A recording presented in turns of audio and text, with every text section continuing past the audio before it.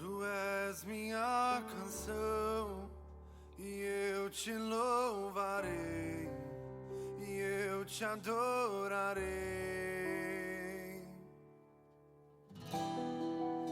Me renderei a ti pra te conhecer e pra te dizer: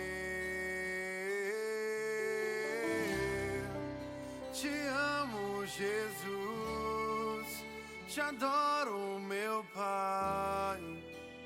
Vem me quebrar nesse lugar. O meu maior prazer é te adorar, Senhor. Vem me quebrar nesse lugar.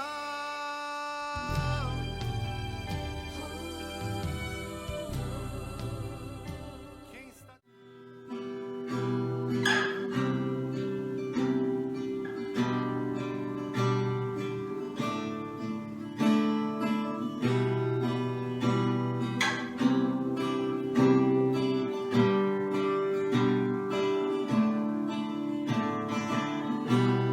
Aqui diante de ti, sem véu, nada a esconder,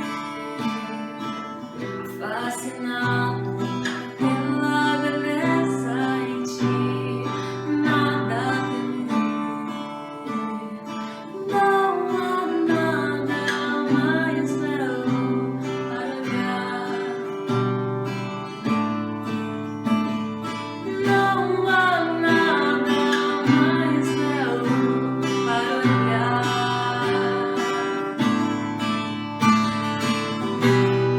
Aqui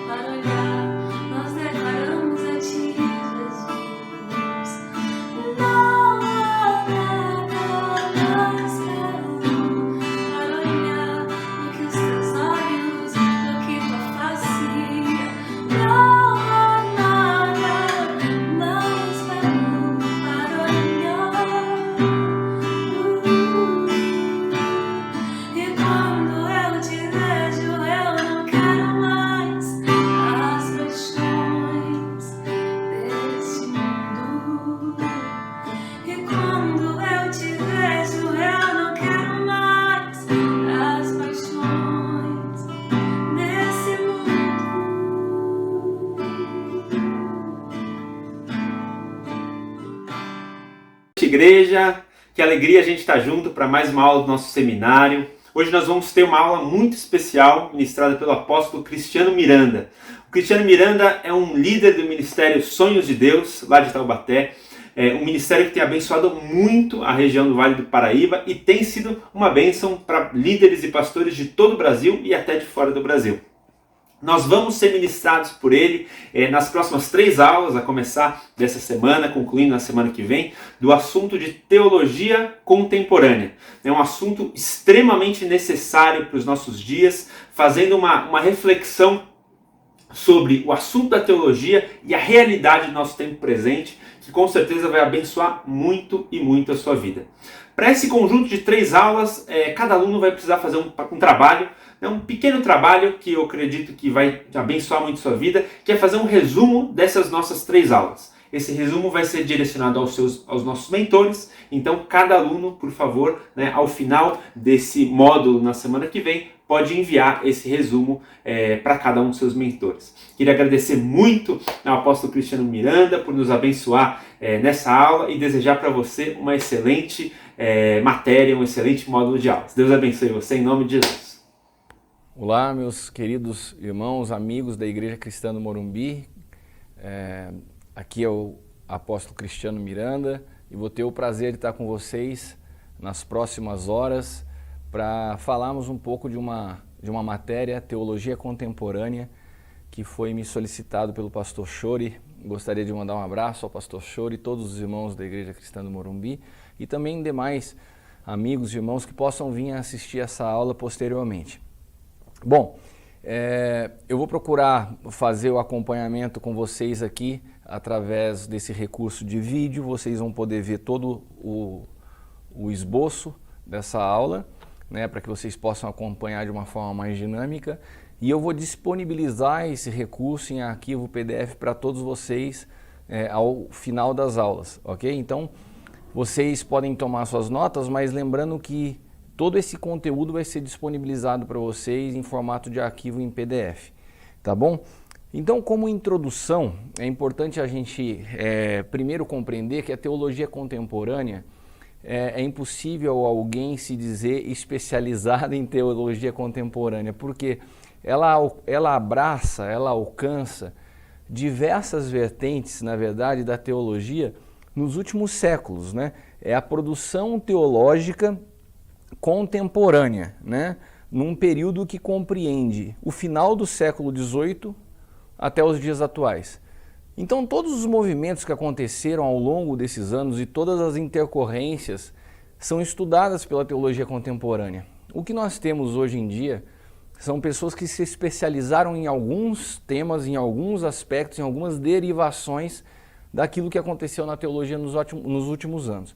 Então, eu não tenho a pretensão aqui de poder me aprofundar num assunto que é tão vasto, que tem aí 2 séculos de história, mas que a gente possa traçar linhas gerais e que todos vocês possam então compreender a realidade e a contextualização da teologia contemporânea, passando um pouco pela história, mas principalmente focando na intercorrência e na influência dela nos dias atuais, tá bom? Então, para que fique mais claro a sequência do que nós vamos estudar, nós vamos estar dividindo esse conteúdo em 4 capítulos, em 4 lições. E nós vamos gravar isso em 2 aulas, de aproximadamente 1 hora cada. Então, a primeira aula que nós iniciamos agora, nós vamos tratar esses 2 primeiros pontos. E na próxima aula, nós tratamos os últimos 2. Então, aqui os objetivos que nós vamos traçar nessa primeira aula, que alcançam o item 1 e o 2. Descrever em linhas gerais as principais categorias e pensamentos da teologia contemporânea. Então, em linhas gerais, você vai compreender quais são esses pensamentos e as categorias de subdivisões da teologia contemporânea. Isso na aula de hoje.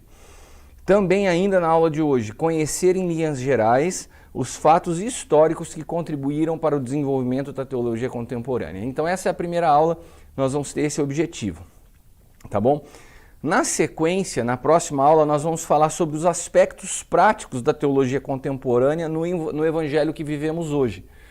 Então esse é um cuidado que eu tenho quando eu dou aula, que a gente traga o campo teórico para a prática, o que isso influi, o que isso interfere, o que isso implica no evangelho hoje que nós vivemos, né? E o último ponto, que também vai ficar dentro do conteúdo da segunda aula, os desafios da igreja para os próximos anos. Então, se nós conseguimos ter um panorama histórico do que a teologia contemporânea construiu nos últimos séculos, a partir disso, qual é o cenário, quais são os desafios nossos como igreja para os próximos anos, tá bom? Então, eu gostaria de, antes de nós iniciarmos, se você está me acompanhando agora, né, seja no teu computador, na televisão, na sua casa, no seu escritório, enfim, mas que nós pudéssemos ter um breve momento de oração, porque eu creio que nós precisamos aprender a partir da vida. Eu não estou aqui para transferir conhecimento, mas que de alguma maneira nós possamos ser ferramentas para que o Espírito Santo ministre ao nosso espírito. Amém? Então, se você puder, feche os teus olhos, nós vamos estar orando. Senhor, nós te damos graças pelo privilégio de nos comunicar através desse veículo, dessa ferramenta. E eu quero te pedir que o teu Espírito Santo nos conduza ao longo das próximas horas nessas aulas e que cada um dos meus irmãos que estão acessando esse conteúdo possam ser ministrados pelo teu Espírito, que o teu Espírito venha edificar em nós a tua vontade, em nome de Jesus. Amém? Então, como nós tínhamos falado na nossa introdução dos objetivos que estão aqui expostos, vamos começar pelo ponto 1, as principais categorias e pensamentos da teologia contemporânea, tá ok? Então a teologia contemporânea, como nós já havíamos falado, compreende esse estudo do pensamento teológico que abrange o final do século XVIII até os dias atuais. Esse período coincide com a chamada Era Moderna, ou a Modernidade.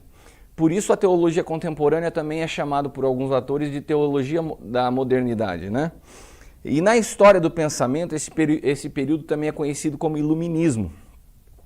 E todos nós que estudamos história já sabemos quais são as marcas e as principais características do Iluminismo.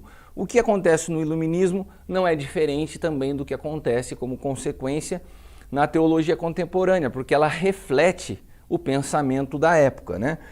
Então é marcado pela ascensão da razão humana como sujeito autônomo do conhecimento, o desprezo pelo sobrenatural, consequentemente o enfraquecimento da fé como um meio de conhecimento de Deus. Então é um período histórico muito complexo, porque as filosofias, os pensamentos, o intelectualismo começa a penetrar a teologia, desprezando as realidades espirituais e concentrando na razão humana. Se a gente começa a observar dentro das realidades que nós percebemos no contexto teológico atual, a gente sofre muitas influências hoje daquilo que ainda é herança desse período da história, né? Não representa uma escola de pensamentos nem uma abordagem específica. Na verdade, como eu já tinha falado para vocês na nossa introdução, há diversas teologias ou perspectivas teológicas nesse período. E é um equívoco associar a teologia contemporânea à teologia liberal. Então a gente vai perceber que é um apanhado de pensamentos formados nesse período da história que dá nome ao que nós chamamos na grade curricular de teologia contemporânea, né? E por que essa diferença com a teologia liberal? Porque ainda que a teologia liberal tenha se expandido nesse mesmo período, esse período também é marcado pela reação à teologia liberal. Não obstante, há características comuns. Então, um movimento meio que é antagônico ao outro, né? Apesar de existirem entre eles pontos convergentes. Características comuns das diversas maneiras de pensar, né? E nessa sessão nós trataremos de alguns desses aspectos. Mas, porém, convém antes disso esclarecer brevemente o surgimento dessa teologia, né? Então, antes de nós falarmos do surgimento, eu gostaria aqui de expressar a minha opinião como professor dessa matéria, porque eu resumo esse período como um período de forte influência da árvore do conhecimento, né? Se a gente observa Gênesis, o livro de Gênesis é um livro onde existem muitos princípios e fundamentos eternos estabelecidos por Deus. E teologicamente nós precisamos estar muito atentos às colocações do Senhor descritas no livro de Gênesis. E ali, quando nós vemos no Éden aquele ambiente perfeito criado por Deus, existiam aquelas duas árvores, elas apontam para duas realidades e duas perspectivas. O homem tinha acesso a todas as árvores do jardim, porém o Senhor falou que da árvore do conhecimento do bem e do mal ele não poderia tocar. E o propósito, a intenção original de Deus é que o homem se alimentasse da vida, né? Que a árvore da vida pudesse ser o destino do homem, comer da vida, porque a vida nada mais é do que uma representação da pessoa de Cristo, né?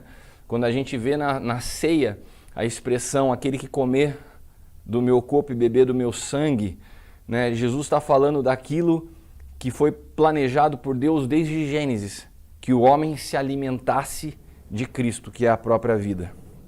Mas nós conhecemos a história, e a mulher seduzida pela serpente come do fruto da árvore do conhecimento. E ela passa ao homem, e quando os dois comem, então os olhos de ambos se abrem. E os olhos se abrem para quê? Para a possibilidade de um pensamento de que se é possível conhecer a Deus a partir do conhecimento sem uma relação com Ele. O homem quebra a relação com Deus e tenta, através do conhecimento, se achegar a Deus. Essa realidade de Gênesis, ela começa a vir com muita força nesse período que está inserido no que nós estudamos na teologia contemporânea. Um período de forte influência da razão, do conhecimento, sobrepondo a fé. E compreender a realidade espiritual de Gênesis, conforme eu acabei de descrever aqui para vocês, é de suma importância para todo o estudo da teologia, e principalmente quando nós tratamos da teologia contemporânea.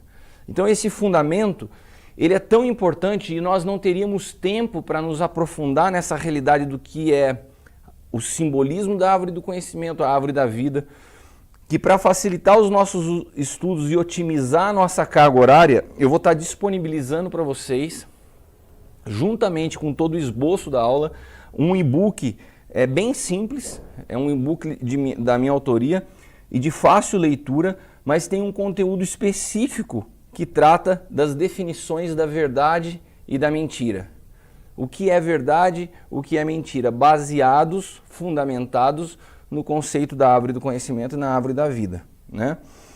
Então, eu quero que vocês anotem isso, porque esse é um ponto muito importante, entender o período histórico da teologia contemporânea como um período de forte influência da razão humana, né, através do iluminismo, e para que a gente possa se aprofundar nisso e otimizar o nosso tempo, né, com a aula, eu vou disponibilizar a todos vocês esse e-book que vai estar, eu vou enviar ao pastor Chori e ele vê como disponibilizar isso a cada um de vocês, tá bom?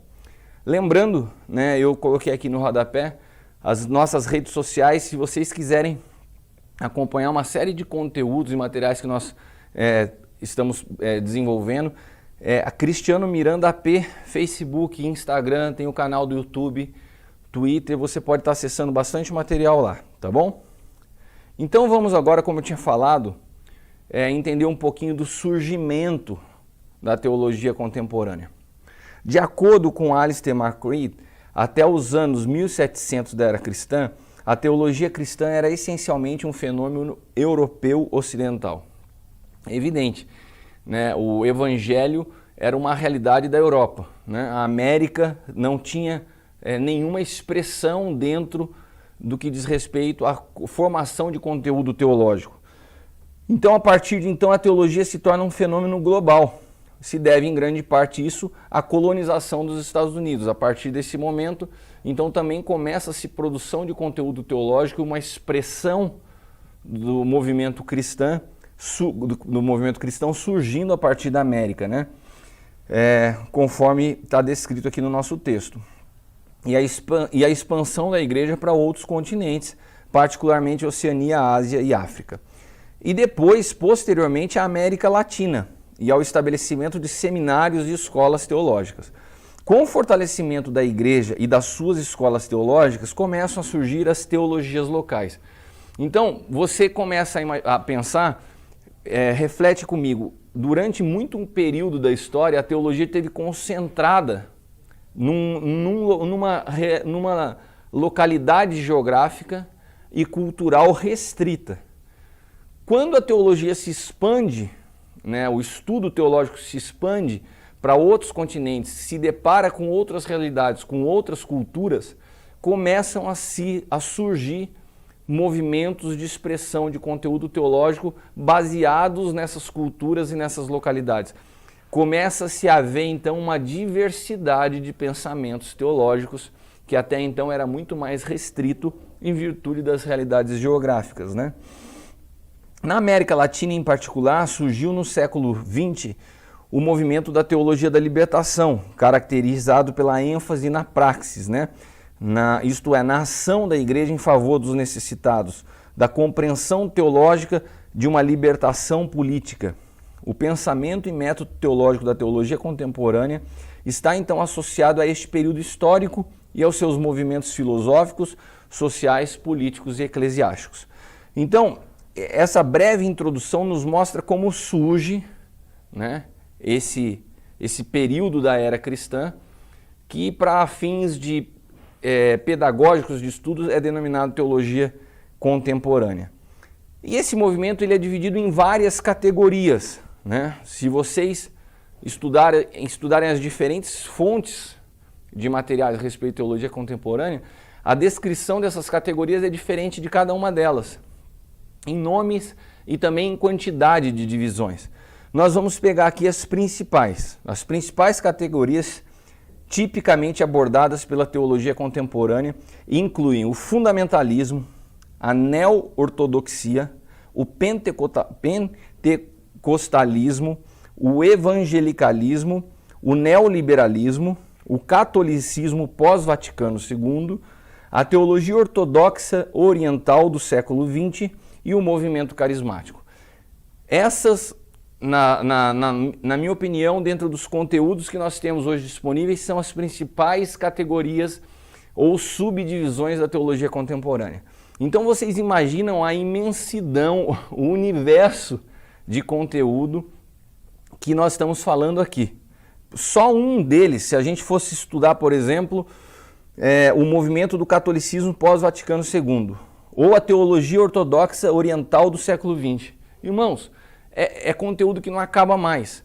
Por isso foi descrito no início dessa aula que a nossa visão não é aprofundar em cada um desses movimentos históricos, mas dar uma breve visão, linhas gerais, para que vocês possam se contextualizar e principalmente chegar a um entendimento da influência desses movimentos na realidade dos dias que nós vivemos. A isso eu chamo de teologia prática, né? Porque o conhecimento por si só, ele se torna um acúmulo, nós nos tornamos numa biblioteca sem utilidade. Muito conhecimento adquirido e pouca vida. Então, quando nós trazemos o conhecimento para a prática, então nós tornamos o conhecimento útil. E essa é a ideia para que essas aulas de teologia contemporânea possam ser úteis a vocês. Amém? Essa é a nossa oração, o nosso desejo, e nós estamos empenhados em servi-los com essa finalidade e esse objetivo. Além dessas categorias maiores, a teologia contemporânea também trata de áreas especializadas, como nós já mencionamos, a teologia da libertação, a teologia feminista, várias teologias étnicas, com grande variedade de credos envolvidos, mas poucos estudiosos pretendem servir, também algo que eu mencionei na introdução, como especialistas na teologia contemporânea. Né? Em vez disso, a tendência é se especializar em uma ou mais dessas áreas. Por ter tantas divisões, fica difícil alguém falar assim, olha, eu sou especializado em teologia contemporânea. Não.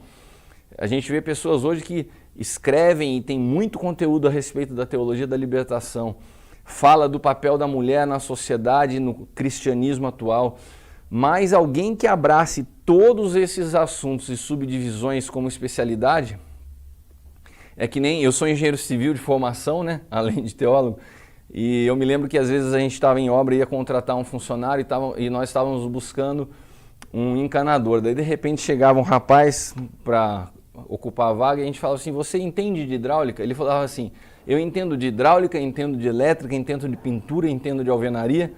E quando a gente ouvia isso, um já olhava para a cara do outro e falou assim, não entende de nada. A pessoa que acha que entende de tudo, na verdade não entende de nada. Assim é a teologia contemporânea. É impossível você querer entender de todas essas áreas, mas nós precisamos ter a compreensão e uma visão geral de cada uma delas para entender a influência delas na nossa vida atual, nos dias que vivemos, né? Um ramo mais recente da teologia contemporânea é o estudo do diálogo interreligioso. Isso de fato é mais recente, era uma realidade um pouco mais complexa no passado, mas a teologia cristã e histórica é comparada com as cosmovisões dos sistemas de crenças não cristãs como base para um diálogo entre diferentes religiões. Pesquisas recentes se concentram nos valores compartilhados entre duas ou mais religiões, como as fés abraâmicas, né? Então, quando fala da fé abraâmica, você consegue fazer uma ponte entre judaísmo e cristianismo, né? E islamismo, ou religiões orientais, incluindo o hinduísmo, budismo e movimentos cristãos, como a igreja chinesa subterrânea. Então, a teologia contemporânea, ela promoveu esse diálogo interreligioso, construindo pontes em assuntos comuns, né? Hoje é até bastante comum cristãos chamados evangélicos no Brasil, eu conheço vários que vão a Israel para estudar com rabinos. Estudar do quê? Estudar dos assuntos que são comuns à nossa fé, né? Isso faz parte desse movimento recente chamado teologia contemporânea, esse diálogo interreligioso, tá bom? A teologia contemporânea, ela é, em primeiro lugar, um campo de estudos acadêmicos, né? Como tal, aborda os desafios intelectuais enfrentados pela teologia, inclusive a ciência, questões sociais e práticas religiosas. Enquanto muitos teólogos contemporâneos compartilham uma herança cristã, nem todos o fazem. Por quê? Porque se trata de um assunto acadêmico. Então hoje existem muitos escritores e estudiosos que são ateus, mas estudam a realidade da teologia contemporânea, né? Vamos ler aqui o que o texto nos fala. Enquanto muitos teólogos contemporâneos compartilham uma herança cristã, nem todos os fazem. Na verdade, muitos estudiosos agnósticos ou mesmo ateus entram no campo e estão ensinando seus pontos de vista sobre fé e crença na sociedade contemporânea. Para o cristão que acredita na Bíblia, acredito que é o nosso caso aqui, né? A teologia contemporânea é importante pois traça o desenvolvimento das crenças na história recente. No entanto, é fundamental perceber que a teologia contemporânea geralmente se afasta da teologia cristã tradicional, quando avalia a fé no contexto de vários movimentos sociais ou em comparação com outros sistemas de crenças. Aderir a uma cosmovisão bíblica geralmente não é o objetivo, ou seja, nós precisamos entender que quando se fala de teologia contemporânea, nós temos escritores de todas as classes falando sobre o assunto. Agnósticos, ateus e pessoas que não têm um compromisso em traçar uma linha amparada biblicamente para os seus fundamentos, mas muito mais baseado no seu sistema de crenças e valores. Por isso, eu imputo que o estudo da teologia contemporânea num ambiente acadêmico, onde nós não tenhamos conhecimento dos fundamentos da fé, é extremamente perigoso e nocivo, porque muitas vezes pode ser abordado através de uma ótica oposta à visão cristã. Então, eu acredito que nós hoje, nesse ambiente que nós temos, nós podemos criar as linhas gerais para que você tenha noção da teologia contemporânea, entendendo que não se trata de um material que é o credo religioso da igreja, que não fala em nome da igreja, mas são pensamentos construídos a partir da evolução dos pensamentos teológicos ao longo da história nos últimos 200 anos. Tá bom? Com isso nós encerramos aqui o primeiro ponto das nossas linhas gerais a respeito da teologia contemporânea. Agora nós vamos entrar no segundo ponto para que nós possamos então concluir a nossa primeira aula, né? Esse segundo ponto são os fatos históricos que contribuíram para o desenvolvimento da teologia contemporânea. Eu acredito que essa nossa primeira aula de abertura do assunto, ela é naturalmente mais teórica, né? Então eu peço que vocês tenham paciência, que sobrevivam a essa primeira aula, porque depois nós vamos para a segunda aula, caminhar pelos aspectos práticos da teologia contemporânea e também uma visão profética, né, do que a igreja vai enfrentar nos próximos anos, compreendendo esse cenário, né, vivido pela igreja através da história nos últimos anos. Então, nós estamos construindo aqui uma base, um fundamento que vai nos permitir enxergar melhor na próxima aula esse cenário futuro e a prática da nossa vida atual, como nós ainda temos influências no meio cristão desse período da história chamado teologia contemporânea, tá bom? Então, conhecer esses fatos históricos vão nos ajudar para que a gente possa compreender a próxima aula. Vamos passar então aqui para esses fatos, que é o ponto 2, que contribuíram para o desenvolvimento da teologia contemporânea. 2.1, a influência da reforma e da contra-reforma. É evidente que com o advento da reforma religiosa no século XVI, a tradição católica foi desafiada pelos reformadores. Os reformadores apegaram-se às escrituras sagradas e trouxeram à lume os grandes fundamentos da fé cristã, como a autoridade suprema da Bíblia, a justificação pela fé, o verdadeiro significado dos sacramentos, o sacerdócio universal dos crentes, etc. As divisas protestantes tornaram-se célebres, né? Solus Christus, sola Scriptura, sola fide, sola gratia. Então, esses são pontos históricos extremamente importantes, né? Porque todo esse período da história passa por uma influência desse movimento da reforma protestante, né? E a reação católica a esse movimento a reforça, que é aqui o nosso ponto 2.2. A Igreja Católica, ao ver-se ameaçada, organizou a sua contra-reforma, principalmente através da convocação do Concílio de Trento, que se reuniu durante 18 anos, de 1545 a 1563. Então, irmãos, percebam que a gente está construindo uma base dos movimentos históricos que foram interferir e influenciar o período que nós estamos estudando da teologia contemporânea.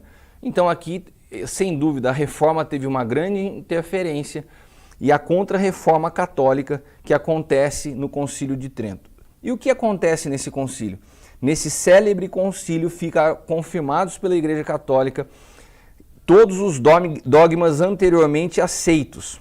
A tradição foi considerada de valor igual ao da Bíblia e ainda se juntaram ao cânon do Antigo Testamento os livros e aditamentos apócrifos. Então o concílio ele é marcado porque, como Lutero e todos os reformadores atacavam aquilo que foi acrescentado à fé cristã e não tinha base bíblica, o que esse concílio católico promove? Que todo o período histórico, toda a história da igreja tinha peso igual às escrituras. E com isso eles preservam as tradições religiosas, eles preservam os dogmas, né, que estavam sendo tão atacados pelos protestantes e dão assim uma resposta a todos aqueles praticantes da fé católica.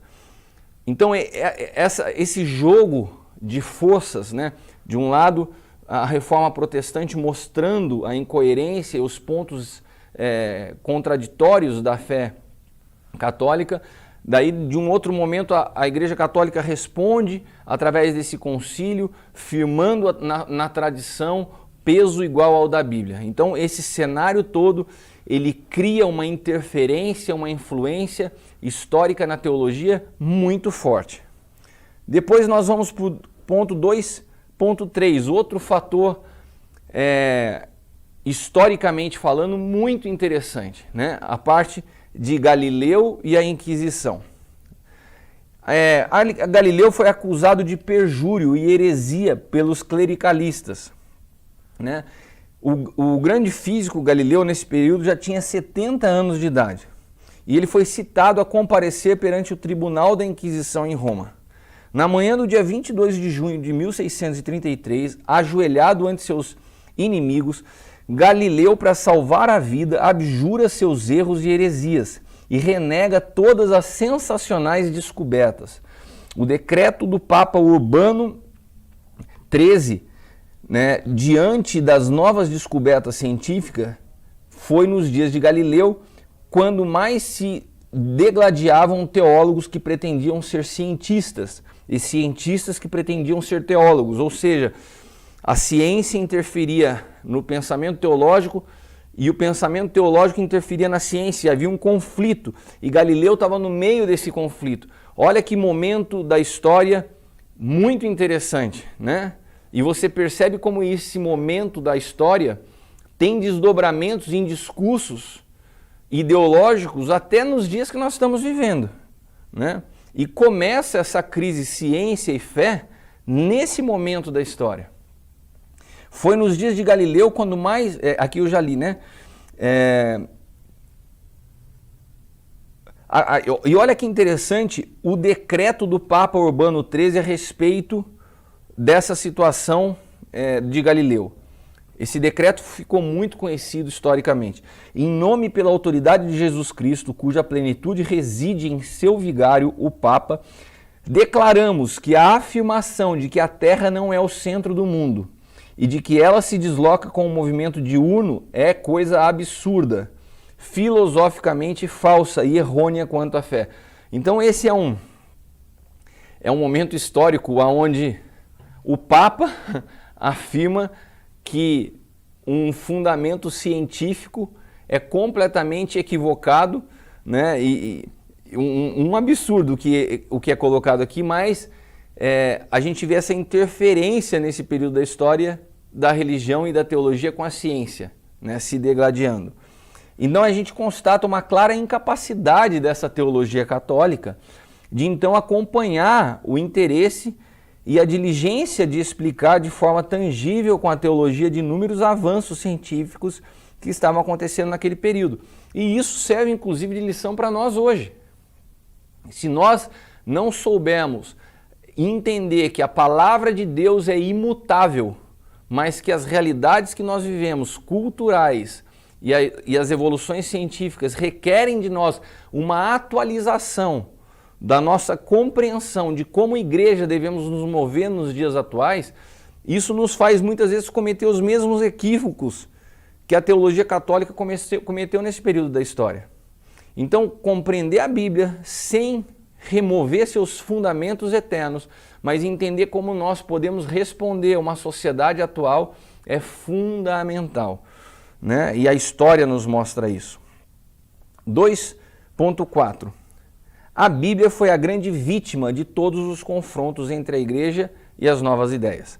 A posição medievalista da Igreja Católica nos primeiros séculos da Idade Moderna, em relação ao desenvolvimento da cultura, trouxe males sem conta a ela mesma, porque à medida em que a ciência começou a provar os absurdos condenados pela religião, esta começou a ser contestada por eminentes escritores secularistas e irreverentes, a cujos olhos o romanismo não passava de um mal social e um entrave ao progresso dos povos.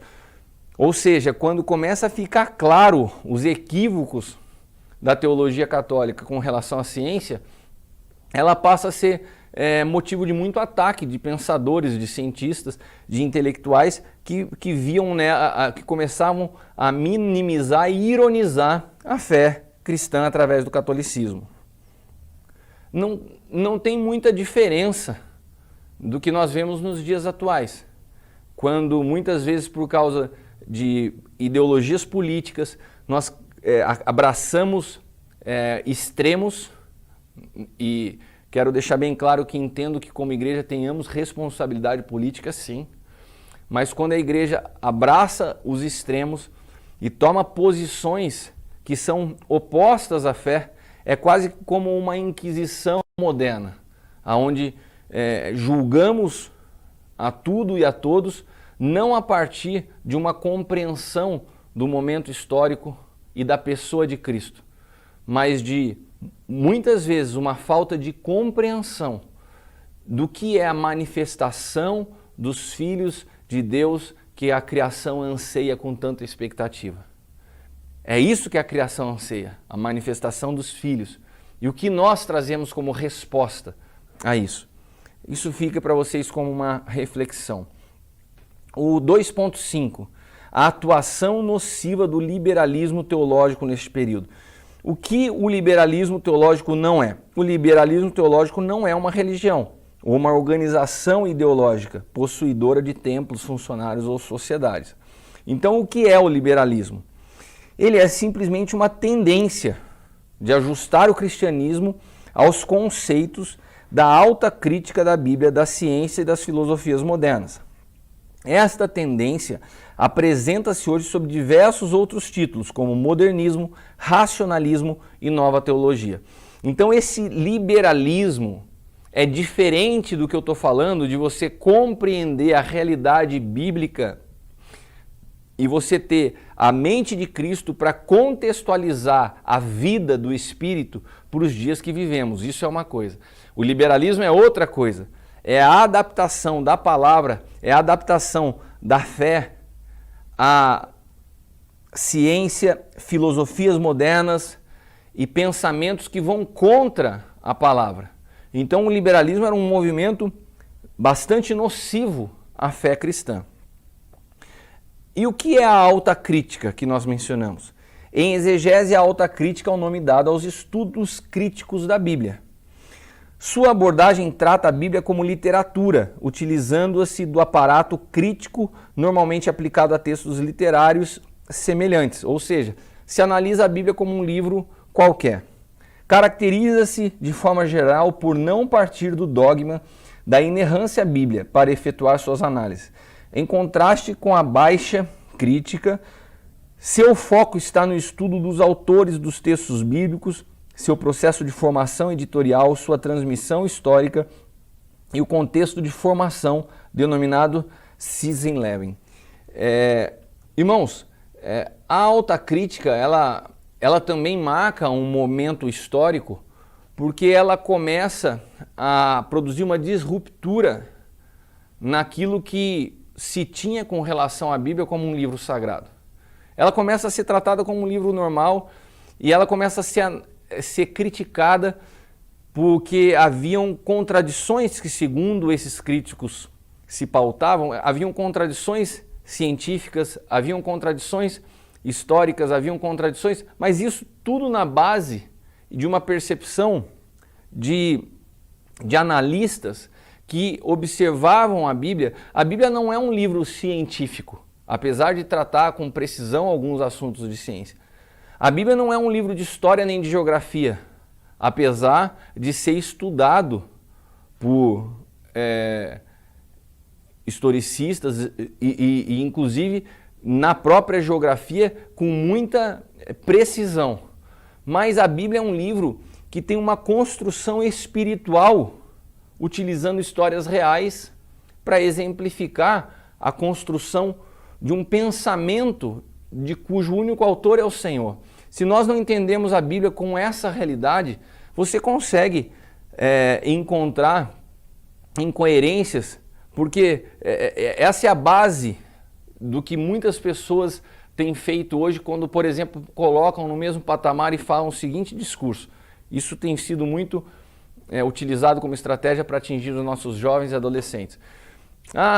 O mesmo Deus, a mesma Bíblia que fala contra comer carne de porco, que fala contra o divórcio, que apedrejava pessoas, é a mesma Bíblia que condenava o homossexualismo. Hoje você pode comer carne de porco, hoje você não se apedreja, mas continua-se o preconceito com o homossexualismo. Então, esse tipo de discurso ideológico, ele mistura as leis morais, as leis cíveis, as leis litúrgicas e cometem um erro intencional, né, e maligno para poder construir um pensamento crítico com relação às Escrituras. E se nós não temos um fundamento bíblico, se eu ouvo isso, parece que faz sentido. Essa era a base dessa alta crítica levantada nesse período histórico. Aqui nós temos alguns exemplos de atuação da alta crítica. Eu dei um exemplo mais atual, mas vamos ver o que o texto nos diz. Os fundamentos históricos dessa tendência remontam, de acordo com a maioria dos autores, o ano de 1753, quando Jean Astruc, francês, incrédulo e professor de medicina em Paris, publicou anonimamente em Bruxelas o livro Conjecturas sobre as Memórias Originais, que parece terem sido usadas por Moisés na composição do Gênesis. Nesse livro, Astruc, que foi médico do rei da Polônia e também de Luís XV da França, duvida da origem mosaica dos 5 primeiros livros do Antigo Testamento. Então você veja que é o que eu estou falando. A alta crítica tem influência em alguns discursos hoje atuais de descaracterizar e levantar dúvida. Aqui ele levanta dúvida sobre a autoria do Pentateuco, né? E a hipótese de existirem 2 fontes literárias, jeovista e eloísta, partindo-se dos nomes usados para se referirem a Deus. Antes dessa data, muito raramente alguém ousava criticar a palavra de Deus. É o que eu acabei de explicar para vocês. Esse movimento ele foi terrível para o ataque da fé cristã, porque antes desse período da história, era inconcebível você imaginar alguém estruturando pensamentos críticos e colocando dúvida sobre as escrituras sagradas. E aqui começa esse movimento de ataque à inspiração, à credibilidade das escrituras. Vamos agora partir para o 2.7, que fala sobre o nascimento da teologia liberal. Deixa eu tomar uma água aqui.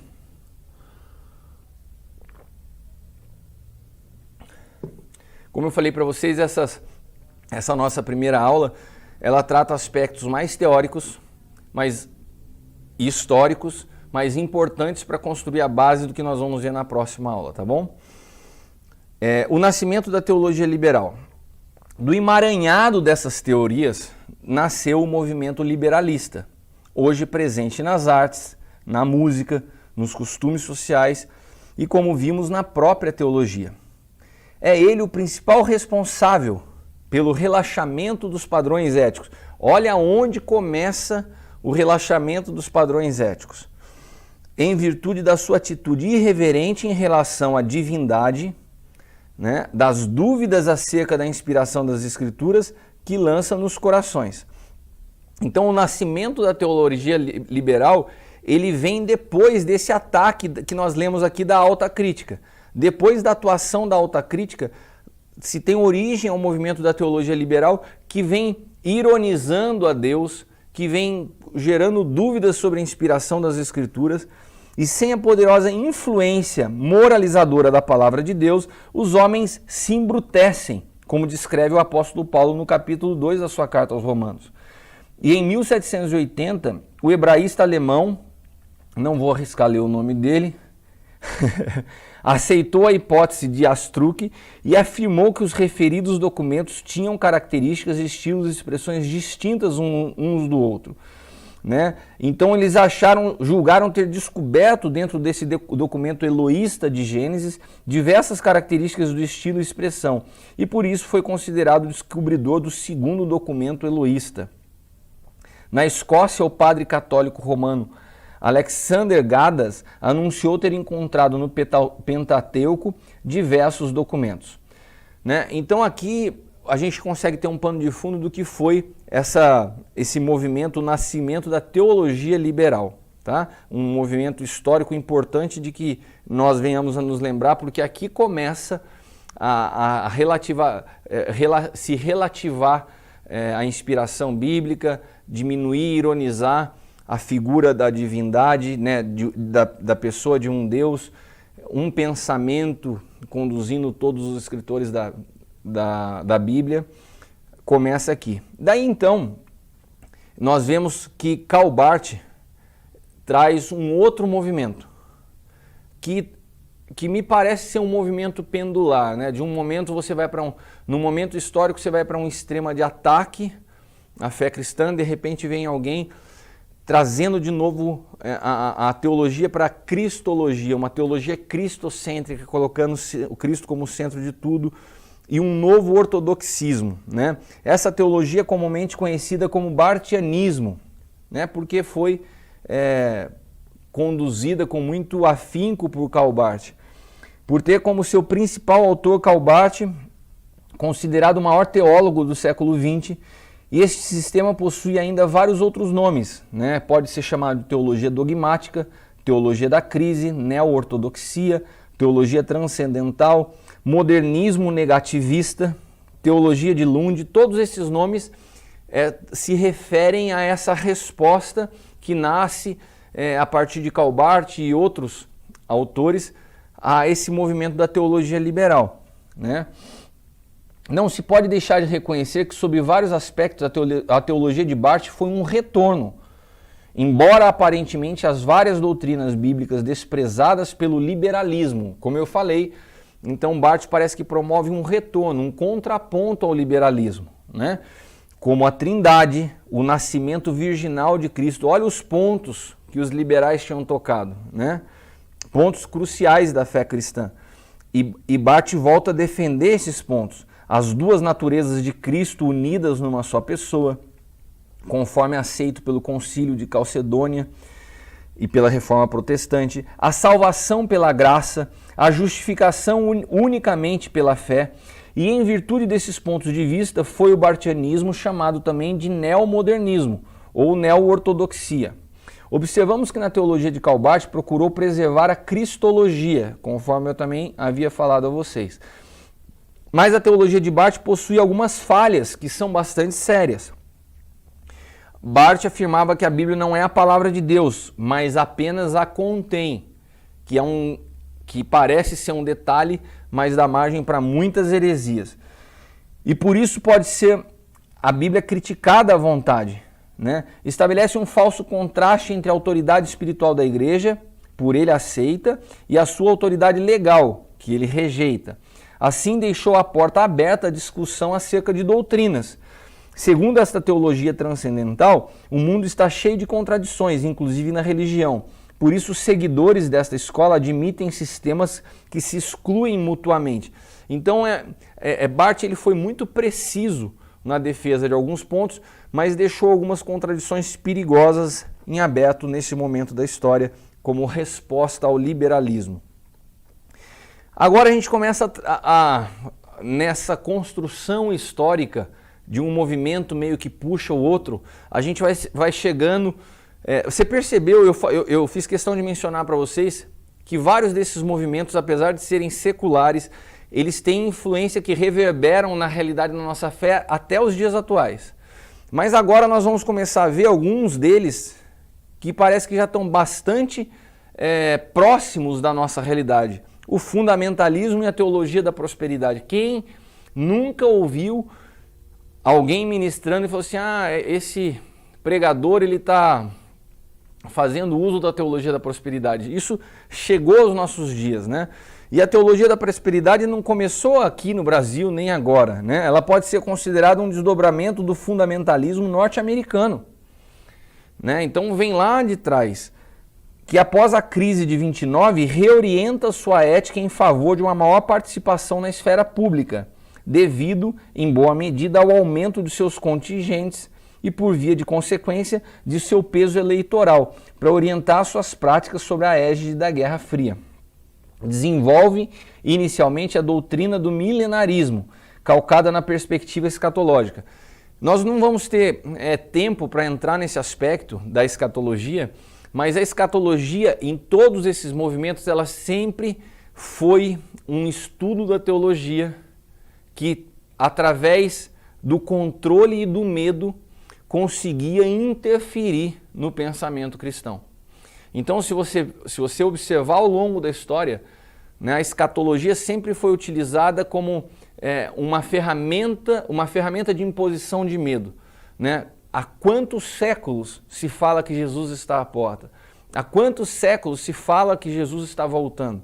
Né? E essa mensagem da volta iminente de Jesus não é uma mensagem de esperança, mas é uma mensagem de juízo e que tem paralisado a igreja ao longo da sua história. É o que nós falamos de uma fé escapista. As pessoas começam a se desiludir com a vida, principalmente em momentos de crise, em problemas, realidades pós-guerra ou pós-pandemias. E de repente começa a vir com força essa mensagem: Jesus está às portas, Jesus está voltando. E a igreja então tira o pé da sua responsabilidade social, porque cria-se um pensamento: tudo vai ficar para o anticristo, eu vou morar no céu. E esse pensamento foi muito nocivo à fé cristã. E quando a gente fala de fundamentalismo da teologia da prosperidade, esse movimento tão nocivo também foi calcado numa base escatológica. Então nós precisamos estar muito atentos a isso, porque hoje nós devemos ter em torno de 8 a 10 correntes escatológicas. Ninguém está apto a afirmar. Nós temos homens brilhantes, mentes incríveis, de homens de Deus, que são pós-milenistas, pré-milenistas, que são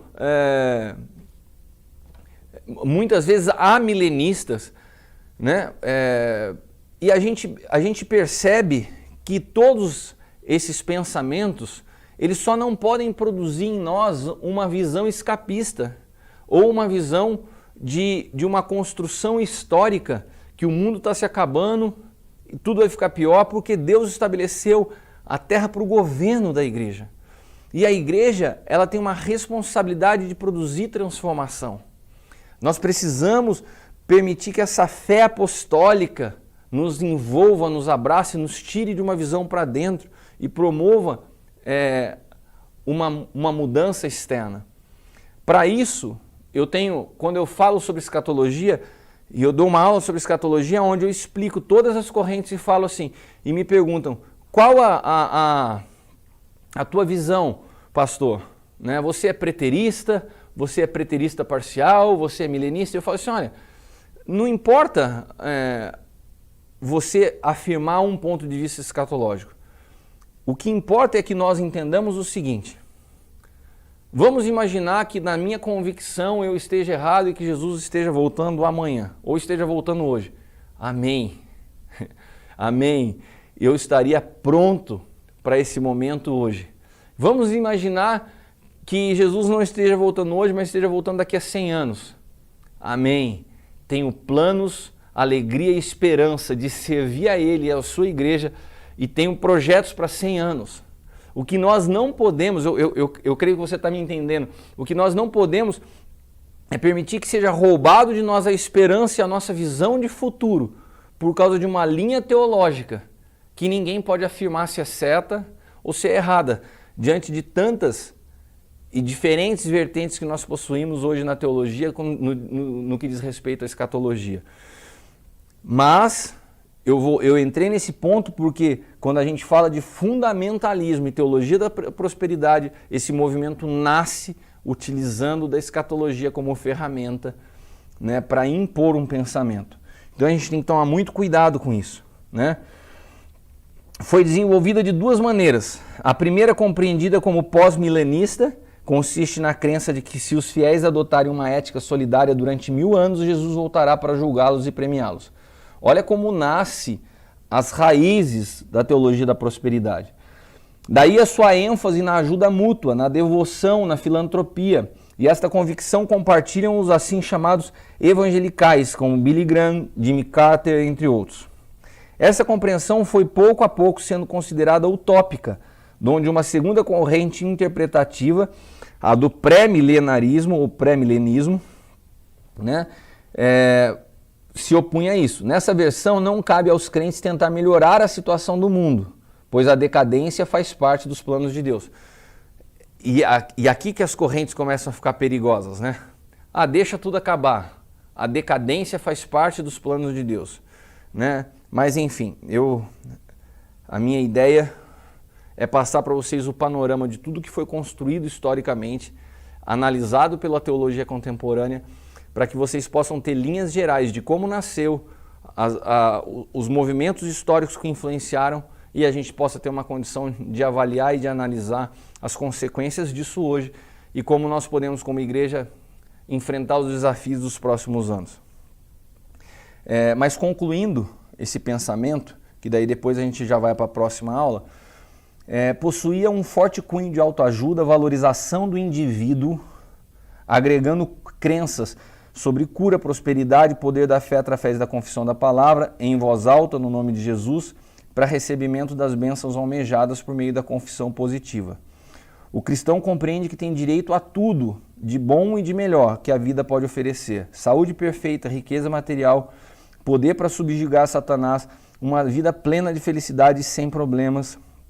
Em contrapartida dele é esperado que não duvide minimamente do recebimento da bênção, pois isso acarretaria em sua perda. Essa é a base da teologia da prosperidade. Isso hoje ainda é a base da teologia de algumas igrejas neopentecostais brasileiras que estão pautadas na teologia da prosperidade, né? O cristão semeando através dos dízimos e ofertas e Deus cumprindo as suas promessas. Bom, retomando aqui, quando nós iniciamos os objetivos, né? Eu coloquei aqui para que a gente pudesse ter um panorama. Nós cumprimos nessa primeira aula os pontos 1 e 2, descrever em linhas gerais as principais categorias e pensamentos da teologia contemporânea. 2, conhecer em linhas gerais fatos históricos que contribuíram para o desenvolvimento da teologia contemporânea. Com isso, nós finalizamos a primeira aula e nós vamos dar início, então, na próxima aula, aos pontos 3 e 4. Aspectos práticos da teologia contemporânea no evangelho que vivemos hoje e os desafios da igreja para os próximos anos. Amém? Que Deus vos abençoe, que o amor de Deus, que a graça do nosso Senhor Jesus Cristo e a comunhão do Espírito Santo seja sobre cada um de vocês hoje e sempre. Amém. Tchau, até mais. Valeu! Quem está disposto a ser um vaso novo, erga sua voz. Vamos adorar a Ele nesta noite.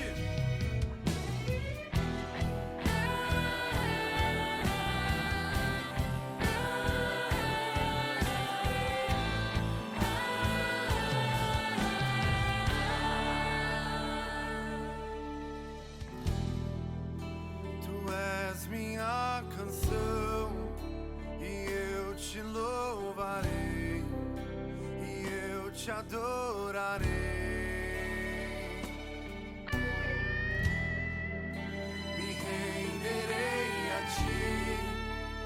Pra te conhecer e pra te dizer, te amo, Jesus, te adoro, meu Pai, vem me quebrar.